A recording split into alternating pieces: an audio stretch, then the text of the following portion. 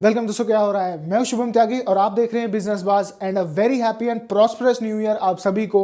And मैं hope करता हूं कि इस साल भी आप सभी हेल्दी रहेंगे और कम से कम इस ईयर तो हम सब का पीछा छूटेगा कोरोना से। तो शुरू करते हैं आज की न्यूज़।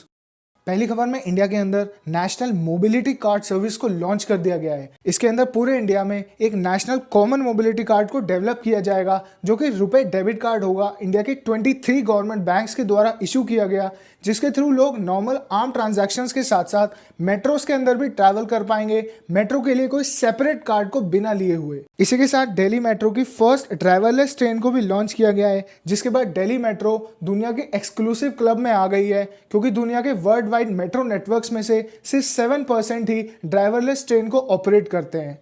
अगली खबर में टेलीविजन और होम अप्लायंसेस की प्राइसेस भी बढ़ेंगे नेक्स्ट ईयर 2021 में। इसकी वजह है कि टीवी, रेफ्रिजरेटर और होम अप्लायंसेस के प्रोडक्शन में लगने वाली बेसिक चीज़ें यानी प्लास्टिक और स्टील की ओवरऑल प्राइसेस बढ़ गई है कोविड-19 की वजह से, जिसके कारण ही ऑटोमोबाइल्स ने भी इससे पहले डिक्लेयर किया था कि वो नेक्स्ट ईयर से अपने मॉडल्स के प्राइसेस को बढ़ा देंगे। हालांकि ऑटोमोबाइल्स की ही तरह सारी होम अप्लायंसेस को बनाने वाली कंपनीज इस बात पर अग्री नहीं कर रही हैं कि उन्हें प्राइसेस बढ़ाने चाहिए, क्योंकि उनका मानना है कि कोविड-19 के बाद जो डिमांड गिरी थी वो अभी धीरे धीरे ही पिकअप हो रही है। तो प्राइसेस को बढ़ाने के बाद वो ओवरऑल डिमांड को इफेक्ट नहीं करना चाहते हैं।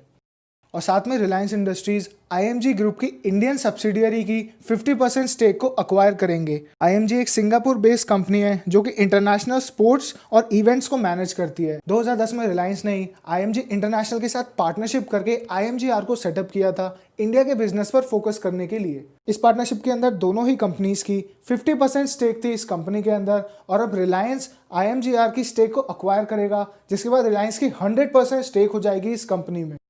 साथ में डिश टीवी इंडिया को 4164 करोड़ का नोटिस भेजा गया है लाइसेंस फी के लिए। कंपनी को ये नोटिस 2018 से 19 के फाइनेंशियल ईयर के लिए भेजा गया है। और ये न्यूज़ आने के बाद कंपनी का स्टॉक 9.9% तक क्रैश हो गया है स्टॉक मार्केट्स के अंदर। और फ्लिपकार्ट होलसेल, जिसे वॉलमार्ट ने रिसेंटली सेटअप किया था इंडिया के होलसेल मार्केट के लिए, उनका कहना है कि उनकी ऐप ने 90% तक ग्रोथ रजिस्टर करी है मंथ ऑन मंथ अपने टोटल यूजर्स में। इंडिया में होलसेल सप्लायर का मार्केट अलग अलग और बिखरा हुआ है, जिसे देखते हुए वॉलमार्ट ने फ्लिपकार्ट होलसेल को लॉन्च किया था, जिसके बाद वो एक पर्टिकुलर प्लेटफॉर्म प्रोवाइड कर रहे हैं इंडिया के दुकानदारों को अपना सामान होलसेल में मंगाने के लिए। और इसके बाद उनका कहना है कि इंडिया के छोटे शहरों से 10 गुना तक ज़्यादा डिमांड मिल रही है उन्हें अपने होलसेल प्रोडक्ट्स के लिए।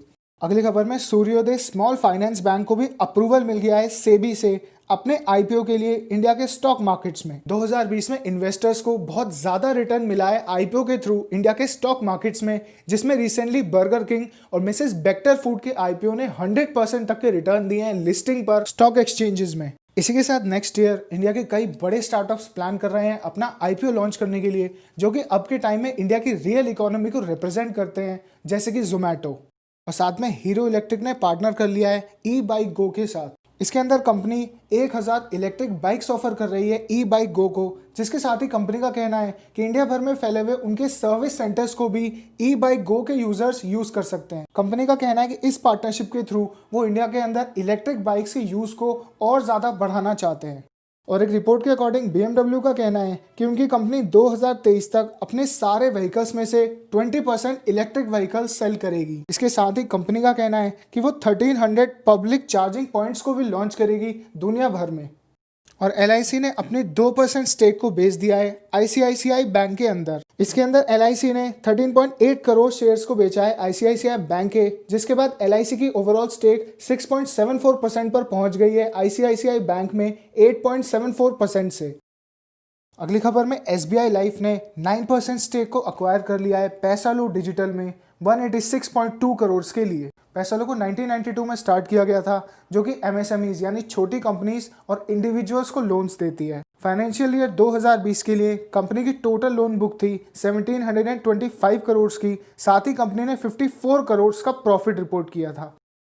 और साथ में अनअकैडमी ने अक्वायर कर लिया है test preparation platform Neostencil को।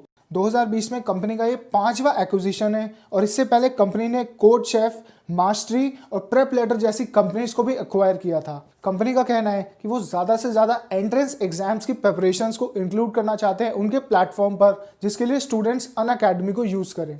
साथ ही government made in India Akash missile system को एक्सपोर्ट करने के लिए प्लान कर रही है। आकाश एक सरफेस टू एयर की मिसाइल है जिसकी 25 किलोमीटर तक की रेंज है और साथ ही इसके प्रोडक्शन में 96% कंपोनेंट्स इंडियन लगे हैं। ऐसी मिसाइल्स को जनरली फाइटर जेट्स, ड्रोन्स और क्रूज मिसाइल्स को टारगेट करने के लिए यूज किया जाता है। और एक बुरी खबर में 2020 में सिक्किम को 600 करोड़ का लॉस हुआ है पैंडेमिक की वजह से, टूरिज्म गिरने के कारण। और 200 सालों में पहली बार सिक्किम के अंदर बुद्धिस्ट फेस्टिवल खागेर चाम को ऑर्गेनाइज नहीं किया जाएगा, जिसके अंदर दुनिया भर से बुद्धिस्ट और टूरिस्ट आते थे। अगली खबर में Xiaomi ने डिक्लेयर किया है कि उनका नेक्स्ट फ्लैगशिप यानी सबसे महंगा फोन बिना चार्जिंग ब्रिक के आएगा। पिछले कुछ सालों में एप्पल बिना कोई बड़े इनोवेशंस के बाद भी स्मार्टफोन इंडस्ट्री के अंदर एक लीडर है। इसकी बजाय उनके कुछ डिसीजंस जैसे कि आईफोन्स के साथ ईयरफोन्स को ना देना, साथ ही आईफोन 12 में उनका डिसीजन कि वो अब चार्जिंग ब्रिक को भी अलग से सेल करेंगे। और इसके बाद और स्मार्टफोन कंपनीज भी इन डिसीजंस को ही फॉलो करती हैं। अगली खबर में इसरो के चीफ का कहना है कि इंडिया अपने गगनयान प्रोजेक्ट, जिसके अंदर एस्ट्रोनॉट्स को स्पेस में भेजा जाएगा, ग्रीन प्रपोल्जन टेक्नोलॉजी को यूज करेगा। इसके अंदर इसरो नॉर्मल रॉकेट फ्यूल की जगह, जिसके थ्रू पोल्यूशन होता है, लिथियम आयन बैटरीज को यूज करेगा गगनयान प्रोजेक्ट के लिए। साथ ही इसरो के चीफ का कहना है कि जो टेक्नोलॉजी वो डेवलप कर रहे हैं वो इंडिया में इलेक्ट्रिक व्हीकल्स के लिए भी लार्ज स्केल पर यूज हो सकती है। इसकी वजह है कि इलेक्ट्रिक व्हीकल्स में main components lithium ion batteries होती हैं और जो space lithium ion batteries ISRO बना रहा है उसी के बेसिस पर नॉर्मल लिथियम आयन बैटरीज को भी डिज़ाइन किया जा सकता है। और साथ में बांग्लादेश 3 सालों में पहली ट्रेड डील को साइन कर सकता है इंडिया के साथ। इसके लिए राइस को इंडिया से बांग्लादेश में एक्सपोर्ट करने के लिए ट्रेड डील के ऊपर साइन हो सकता है, जिसकी वजह है कि इंडिया दुनिया का सबसे बड़ा राइस प्रोड्यूसर है और इंडिया अपने सरप्लस को कम करने के लिए बांग्लादेश को राइस एक्सपोर्ट करना चाहता है। साथ ही इस ट्रेड डील के अंदर इंडिया हैवी डिस्काउंट्स ऑफर करेगा बांग्लादेश को, थाईलैंड और वियतनाम जैसे देशों को कंपटीशन देने के लिए चावल के प्राइसेस के अंदर। और साथ में Indian electronics manufacturer Dixon technology को मोटोरोला के फोन्स बनाने के लिए ऑर्डर मिला है। इसमें डिक्सन टेक्नोलॉजीज की सब्सिडियरी कंपनी पैजेट नोएडा के अंदर अपने प्लांट में मोटोरोला के स्मार्टफोन्स को डेवलप करेगी। फाइनली दोस्तों, आज के बिजनेस न्यूज़ में हमने कुछ भी नया सीखा हो तो वीडियो को लाइक करें और चैनल को कर सकते हैं सब्सक्राइब, जिससे लेटेस्ट बिजनेस न्यूज़ पहुंच जाए आप तक। तो सीखते रहिए दोस्तों, बढ़ते रहिए और मिलते हैं अगले वीडियो में।